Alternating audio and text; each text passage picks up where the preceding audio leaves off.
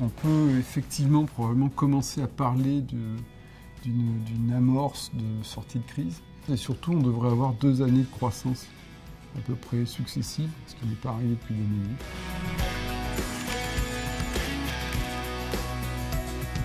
En dépit de cette sortie de crise, on est quand même dans un marché de l'emploi extrêmement difficile, tendu.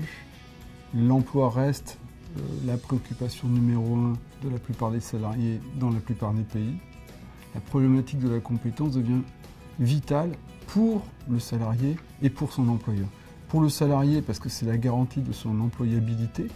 Donc la question, c'est effectivement comment faire en sorte que j'ai des compétences qui se maintiennent, soient adaptées aux besoins de l'entreprise. Et puis pour l'employeur aussi, parce que côté employeur, on voit bien que beaucoup d'entreprises sont confrontées à une transformation de leur business model. Et ça va appeler probablement de nouvelles compétences.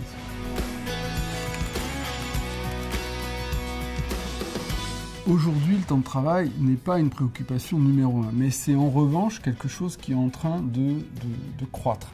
Le temps de travail est effectivement une préoccupation grandissante. On bascule dans le monde du digital, on bascule dans un monde où la frontière entre vie privée et vie professionnelle est de plus en plus floue. Mais il ne faut pas se tromper, les salariés ne sont pas forcément critiques par rapport à ça, ils sont plutôt positifs. Quand on regarde dans l'enquête, ils disent très bien que globalement, ces nouvelles technologies leur permettent de mieux travailler qu'auparavant. Pourquoi le temps de travail devient aussi important? Parce qu'il y a un phénomène de concentration du travail sur les plus qualifiés. Et donc, les managers, alors plus on monte en qualification, plus le temps de travail devient un sujet. Et c'est la préoccupation numéro 1 des top managers en Europe.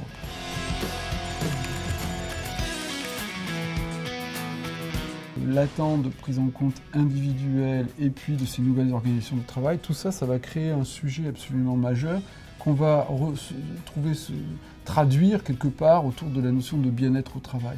Je pense qu'il ne faut pas le prendre à la mode française. Ce n'est pas un problème uniquement de risques psychosociaux. C'est un problème beaucoup plus large qui est comment mon entreprise, mon manager, au quotidien, se préoccupe du bien-être au travail et notamment à travers la problématique de la gestion du temps dédié au travail et de l'organisation du temps de travail.